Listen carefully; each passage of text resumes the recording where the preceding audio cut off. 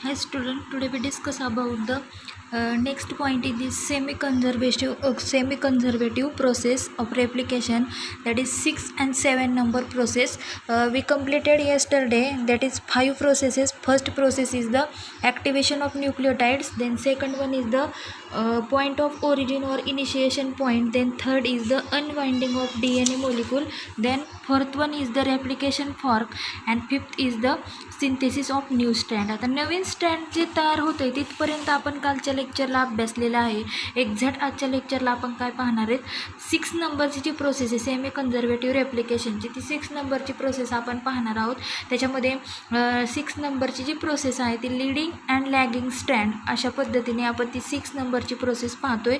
तर पहा याच्यामध्ये नेमकं काय सांगितलं, दी process of replication always start at C3 end, म्हणजे 3' पासून ती काय होते, रेप्लिकेशनची प्रोसेस स्टार्ट होते.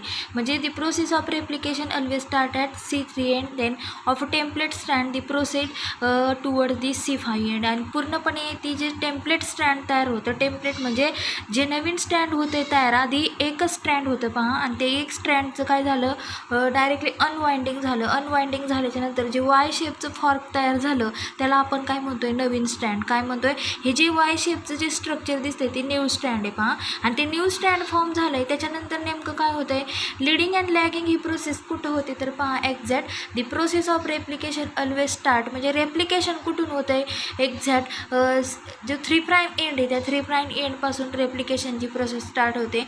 And end of template stand the proceed toward the C5 end, म्हणजे एक्झॅक्ट तो कोणत्या एंडला होतो, तर 5' एंडला त्यांचं रेप्लिकेशन हे तिथपर्यंत असतं, टुवर्ड्स, म्हणजे 3' कडून ते स्टार्ट होतं टुवर्ड दी 5' इथपर्यंत त्यांचं रेप्लिकेशन ही प्रोसेस इथं पाहायला भेटते आपल्याला. म्हणजे ती कशाच्या सहाय्याने सिंथेसिस होतं, तर RNA प्रायमरच्या सहाय्याने, म्हणजे सिंथेसिस ऑफ न्यू स्ट्रँड.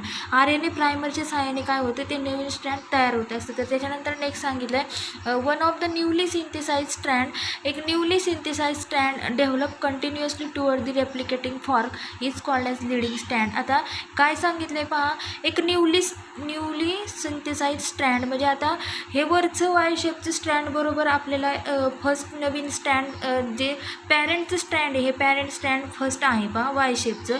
त्याच्यानंतर आता जिथं ब्ल्यू पेन आणि रेड पेन यूज केलेलं आहे ते डॉट दाखवलेले आहेत, आणि त्याच्यानंतर त्याच्यामध्ये पहा जे बेस पेअर्स आहेत, न्यूक्लिओटाइड्स आहेत, ते आपण दाखवलेले आहेत. म्हणजे दोघांच्या मध्ये, म्हणजे आतल्या साईडचं जे स्टँड आहे ते नवीन स्टँड आहे. म्हणजे एक्झॅक्ट लिडिंग स्टँड आणि लॅगिंग स्टँड म्हणजे काय हे आपल्याला पाहायचं आहे.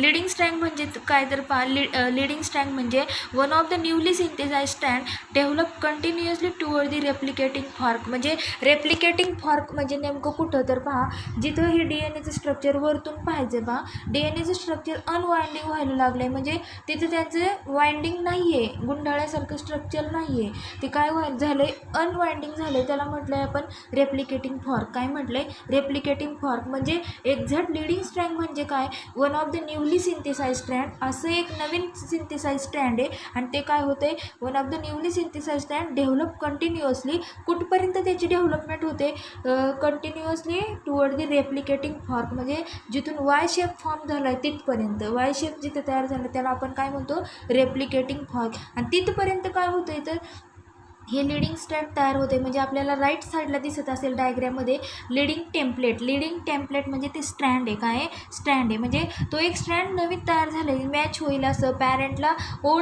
जे ओल्ड स्टँड आहे त्यालाच न्यू स्टँड काय झालं आहे, मॅच झालं आहे, त्यालाच टेम्पलेट म्हटलं आहे. तर पहा one of the newly synthesize स्टँड develop continuously toward the replicating fork. म्हणजे रेप्लिकेटिंग फॉर्क जिथपर्यंत आहे तिथपर्यंत ते नवीन स्टँड काय झालं आहे, फॉर्म झालं आहे. अशा स्टँडला काय म्हटलं आहे, टुवर्ड दी रेप्लिकेटिंग फॉर्क. तिथपर्यंत हे स्टँड तयार झालं आहे, त्याला लिडिंग स्टँड म्हटलं जातं. आता लॅगिंग स्टँड म्हणजे नेमकं काय, तर पहा अनदर न्यू स्टँड develop discontinuously away from the replicating fork. म्हणजे रेप्लिकेटिंग जिथून तयार झाला आहे तिथून हे होणार अवे फ्रॉम, म्हणजे त्याच्यापासून दूर जाणार. म्हणजे इकडं लॅगिंग स्टँड म्हणजे एक्झॅक्ट कुठून रेप्लिकेटिंग फॉर्कपासून ते कुठपर्यंत येणार, तर directly away from the replicating fork, म्हणजे त्याच्या पुढं तयार होणार. आणि फर्स्ट आपण पाहिलं याला लॅगिंग स्टँड म्हटलं. लीडिंग स्टँड आपण कशाला म्हटलं, जे स्टँड कुठपर्यंत तयार झालं, one of the newly synthesize स्टँड develop continuously toward the replicating fork.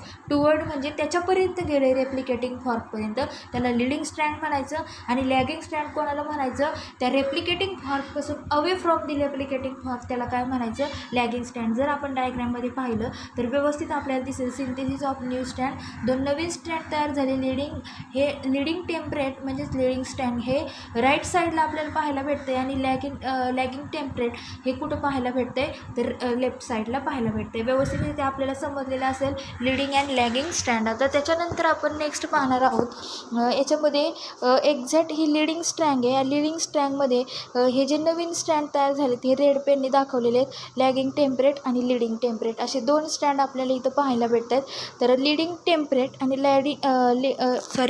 Leading temperate आणि लॅगिंग टेम्परेट हे रेड पेनने इथं ड्रॉ केलेले आहेत. म्हणजे टुवर्ड आणि अवे हे आपल्याला समजलेले असेल. जे स्टँड तयार होतात त्यांना काय म्हणायचं, लीडिंग अँड लॅगिंग स्टँड. त्याच्यानंतर आपल्याला याच्यामध्येच पाहिजे हे जे लीडिंग आणि लॅगिंग स्टँड ही सेमी कन्झर्वेटिव्ह रेप्लिकेशनची जी प्रोसेस आहे, याच प्रोसेसमध्ये आपल्याला नेक्स्ट पॉईंट सांगितलेला आहे. पहा, मॅच्युरेशन ऑफ ओकाझाकी फ्रॅगमेंट्स. काय सांगितलं आहे, मॅच्युरेशन ऑफ ओकाझाकी फ्रॅगमेंट्स. आता हे सुद्धा आपल्याला हे 6 नंबरच्या प्रोसेसमध्येच पाहायचे. लीडिंग आणि लॅगिंग स्टँडमध्ये इथं ते जे स्ट्रँड दाखवले तिथं सेम तसे स्ट्रँड आहेत. पहा, लीडिंग आणि लॅगिंग स्टँड ह्या डायग्राममध्ये जे दाखवलेले आहेत, खालच्या साईडला लीडिंग स्टँड दाखवलं आहे आणि वरच्या साईडला लॅगिंग स्टँड दाखवलं आहे. सेम लाईक जे असं स्ट्रक्चर आहे पहा, हे वाय शेपचं सेम असंच वाय शेपचं स्ट्रक्चर इथं आपल्याला दिसतंय, लीडिंग अँड लॅगिंग स्टँड.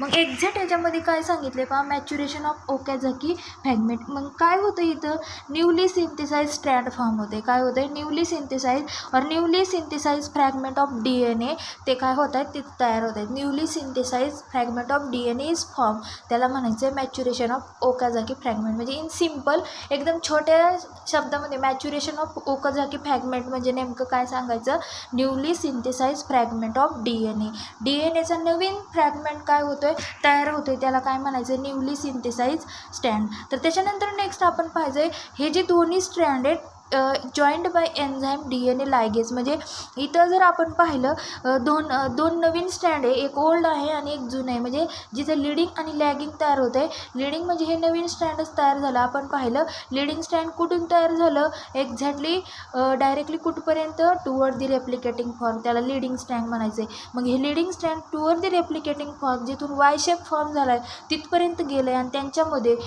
कोणी जॉईनिंग केलं आहे, कोणत्या एन्झाईमने, तर DNA लायगेज. कोणत्या एन्झाईमने, DNA लायगेज. म्हणजे DNA लायगेज हा एन्झाईम काय करतोय, त्यांना जॉईन करतोय. काय करतोय, जॉईन करतोय.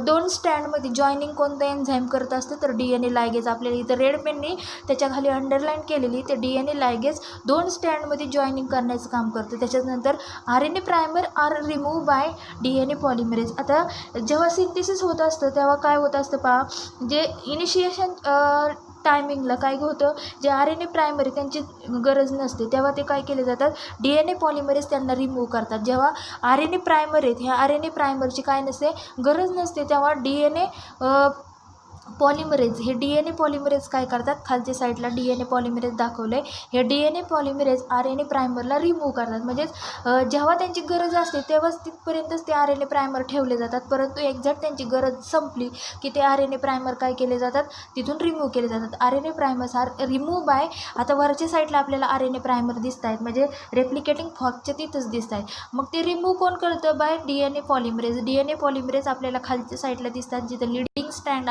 दाखवले तिथं. मग हे स्टँड दाखवले तिथून हे DNA पॉलिमर RNA प्रायमरला रिमूव्ह करतात आणि replace by DNA sequence with the help of DNA polymerase in prokaryote, DNA polymerase first in prokaryote आणि DNA polymerase alpha in eukaryote. आता काय सांगितलं आपल्याला, RNA प्रायमर्स हे काय करतात, it remove DNA polymerase. DNA पॉलिमरेजला RNA प्रायमरीज काय करतात, रिमूव्ह करतात आणि त्यांना रिप्लेस कशात करतात, DNA sequence with the help of, कशाच्या सहाय्याने, DNA सिक्वेन्स म्हणजे DNAचं पुन्हा सिक्वेन्स तयार होते, DNAचे जे रेप्लिकेशन हे पुन्हा स्टार्ट होतं, DNAची सिक्वेन्स पुन्हा तयार होते कशाच्या सहाय्याने, with the help of DNA polymerase first in prokaryote. जे प्रोकॅरियोट सेल्स असतात, ऑर्गॅनिझम असतात, त्यांच्यामध्ये DNA पॉलिमरेजच्या सहाय्याने RNA प्रायमर हे रिमूव्ह केले जातात DNA पॉलिमरेज फर्स्टच्या सहाय्याने इन प्रोकॅरियोट. त्याच्याचबरोबर RNA प्रायमर्स हे यूकॅरियोटमध्ये कोणाच्या सहाय्याने रिमूव्ह केले जातात, DNA पॉलिमरेज अल्फा. म्हणजे हे व्यवस्थित लक्षात ठेवायचे, प्रोकॅरियोटमध्ये RNA प्रायमर्स हे DNA पॉलिमरेज फर्स्टच्या सहाय्याने रिमूव्ह केले जातात. तर नेक्स्ट सांगितलं आहे RNA प्रायमर्स हे DNA पॉलिमरेज अल्फाच्या सहाय्याने यूकॅरियोट्समध्ये काय केले जातात, रिमूव्ह केले जातात. तर त्याच्यानंतर नेक्स्ट सांगितलं पहा, फायनली DNA गायरेज म्हणजेच त्याला टोपोआयसोमरेज म्हटलं आहे पहा. DNA गायरेजच हे नाव आहे. Topoisomerase enzyme forms double helix to form daughter DNA molecule. हे काय करतात, तर शेवटी आपल्याला इथे दिसते टोपोआयसोमरेज आणि टोपोआयसोमरेज एन्झाईमच्या सहाय्याने काय केलं जातं, DNA गायरेज और topoisomerase enzyme forms double helix. जे अनवाइंडिंग झालं आहे ते पुन्हा वाइंड होतं आहे, म्हणजे परत एक डबल हेलिकल DNAचं स्ट्रक्चर फॉर्म होतं आहे, म्हणजेच double helix to form daughter DNA molecules. आणि मग एका अनवाइंडिंग DNA मोलिक्यूलपासून काय झालं आहे, वाइंडिंग परत तयार झाली, परत ते DNAचं मोलिक्यूल फॉर्म झालं आहे, त्याला डॉटर DNA मोलिक्यूल्स म्हटलं जातं. काय म्हटलं जातं, डॉटर DNA मोलिक्यूल्स. म्हणजे मॅच्युरेशन ऑफ ओकाझाकी फ्रॅगमेंट म्हणजे नेमकं काय, तर एक्झॅक्ट आपण सांगितलं न्यूली सिंथेसाइज DNA फ्रॅगमेंट्स. म्हणजे DNAचे फ्रॅगमेंट्स नवीन एक डॉटर DNA मोलिक्यूल्स काय झाला आहे, फॉर्म झाला आहे. म्हणजे जे RNA प्रायमर्स कोणाच्या सहाय्याने रिमूव्ह केले जातात, तर DNA पॉलिमरेज. मग हे प्रोकॅरियोट आणि यूकॅरियोटमध्ये हे वेगळे. प्रोकॅरियोटमध्ये DNA पॉलिमरेज फर्स्ट यूज केला जातो आणि in eukaryote DNA polymerase alpha हा RNA प्रायमर्सला रिमूव्ह करण्यासाठी यूज केला जातो. त्याच्यानंतर नेक्स्ट आपण काय पाहिलं, finally DNA gyrase that is topoisomerase इथं लास्ट पहा, तिथं पुन्हा DNAचं मोलिक्यूल तयार झाले डबल हेलिक्स. काय डबल हेलिक्स म्हणजेच फायनली DNA गायरेज और topoisomerase enzyme forms double helix to form daughter DNA molecules. आता त्याच्यानंतर नेक्स्ट लास्ट नंबरचा आपलं सेमी कन्झर्वेटिव्ह रेप्लिकेशन प्रोसेसमध्ये 7 नंबरचा प्रोसेस राहिलेली आहे, formation of daughter DNA molecule. आता डॉटर DNA मोलिक्यूल्स इथंच फॉर्म झाला आहे. कुठं फॉर्म झाला आहे, सगळ्यात शेवटी daughter DNA molecules form, double helix daughter DNA molecules. कधी फॉर्म झाला, DNA गायरेज एन्झाईम तिथं फॉर्म झालं आणि DNA गायरेज म्हणजेच टोपोआयसोमरेज आणि या एन्झाईममुळे तो पुन्हा रेप्लिकेशन त्याचं स्टार्ट झालं आणि तो मोलिक्यूल्स तिथं फॉर्म झाला. तर त्याच्यानंतर नेक्स्ट आपल्याला पाहिजे formation of daughter DNA molecule. 7 नंबरची ही सेमी कन्झर्वेटिव्ह रेप्लिकेशन प्रोसेसमध्ये लास्ट प्रोसेस आहे, formation of daughter DNA molecule. जो डॉटर DNA मोलिक्यूल म्हणजेच एक्झॅक्ट पहा, डॉटर DNA म्हणजे सुरुवातीला हा पॅरेंटल DNA होता. काय होता, एकच स्ट्रँड होतं पॅरेंटल DNAचं. त्याच्यानंतर हे 2 स्ट्रँड फॉर्म झाले डॉटर DNAचे. कोणते, डॉटर DNAचे. म्हणजे पहा, आपण कॅरेक्टरिस्टिक्स पाहिल्याच्या नंतर आपल्याला व्यवस्थित समजण्यास मदत होईल. Formation of daughter DNA molecule at the end of रेप्लिकेशनच्या एंडिंगला 2 daughter DNA molecules are form. म्हणजे रेप्लिकेशन होत असतानाच 2 डॉटर DNA मोलिक्यूल्स काय होतात, फॉर्म होतात. In each daughter DNA one स्टँड is parental and other one is totally newly synthesize. आता पहा, पॅरेंटल स्टँड आपण इथे हे रेड कलरने दाखवलं आहे. काय, रेड कलरने दाखवलं आहे. इथं काय सांगितलं, in each daughter DNA one स्टँड इज पॅरेंटल. एक स्टँड कसं आहे, पॅरेंटल आहे. म्हणजे जर आपण खालच्या साईडला डॉटर DNA पाहिले तर त्या डॉटर DNAमध्ये काय पाहिलं आपण, एक स्टँड आपल्याला रेड कलरचं दिसतंय तर एक ब्ल्यू कलरचं दिसतंय. म्हणजेच इथं काय समजून घ्यायचं आहे, in each daughter DNA one स्टँड इज पॅरेंटल. म्हणजे पॅरेंटल म्हणजे रेड कलरचं जे स्टँड आहे हे पॅरेंटकडून त्यांनी घेतलं आहे, त्या पॅरेंटच्या सहाय्यानेच त्यांच्यामध्ये ते जनरेट झालं आहे. आणि दुसरं काय सांगितलं आहे, and other one is totally newly synthesize. म्हणजे जो ब्ल्यू कलरचं स्टँड आपल्याला दिसतंय ते टोटली नवीन सिंथेसाइज झालं आहे. That's 50% is contributed by mother DNA. म्हणजे 50% एका DNAमध्ये काय झाले ते जनरेट झालेत, 50% परत एका DNAमध्ये काय झालेत तर कंट्रीब्यूट झालेत. म्हणजेच दोन्हीमध्ये 100% रेड कलर, आपल्याला रेड कलरचं स्ट्रँड दिसतं आहे. म्हणजे एका डॉटर DNA मध्ये 50% रेड कलरचं स्ट्रँड फॉर्म झालं आहे. दुसऱ्या डॉटर DNA पण काय झालं, 50% काय झालं, डायरेक्टली ते DNAचं स्ट्रँड फॉर्म झालं आणि जे ब्ल्यू कलरचं स्ट्रँड आहे ते स्वतः त्यांनी काय केलं आहे, फॉर्म केलं आहे. Hence it is described as semi conservative replication. म्हणजे सेमी कन्झर्वेटिव्ह हाफ कन्झर्वेशन काय झालं आहे, पॅरेंटचं, सेमी मीन्स हाफ, पॅरेंटचं डॉटरमध्ये हाफ कन्झर्वेशन आलं आहे, त्याला म्हटलं जातं सेमी कन्झर्वेटिव्ह रेप्लिकेशन. तर पहा, at the end of replication 2 daughter DNA molecules are form. 2 daughter DNA molecules इथं फॉर्म होतात. म्हणजे ते डबल हेलिकल स्ट्रक्चर आहे. कसं आहे, डबल हेलिकल स्ट्रक्चर. हे कोणापासून झालं, पॅरेंटपासून. कोणापासून, पॅरेंटपासून. म्हणजेच exact at the end of replication 2 daughter DNA molecules are form. 2 daughter DNA molecules form झाले. In each daughter DNA 1 strand is parental. एक स्ट्रँड कोणतं, रेड कलरचं, हे पॅरेंटचंच आहे, ते जनरेट झालं डॉटरमध्ये. दुसरं त्यांनी टोटली ब्ल्यू कलरचं हे नवीन सिंथेसाइज केलं आणि म्हणून 50% हे मदरचे म्हणजेच पॅरेंटचे DNA दुसऱ्या डॉटर DNA काय होतात, कंट्रीब्यूट होतात. Hence describe as semi conservative replication. ह्या 7 प्रोसेसवरून आपल्याला समजतं आहे की या सगळ्या प्रोसेसला काय म्हटलं जातं, semi conservative replication. Half character पॅरेंटचे डॉटर मॉलिक्युल्सकडे काय होतात, डायरेक्टली कंट्रीब्यूट होतात, त्याला म्हटलं जातं सेमी कन्झर्वेटिव्ह रेप्लिकेशन. तर आज आपण इथंच थांबणार आहोत. तर नेक्स्ट लेक्चरला आपण पाहणार आहोत. म्हणजे आज आपला पॉईंट कंप्लीट झालेला आहे. जो DNA रेप्लिकेशन हा स्टार्ट केलेला पॉईंट तो आज इथंच संपतो आहे. त्याच्यानंतर आपण नेक्स्ट पाहणार आहोत 4.5 protein synthesis. So today we stop here.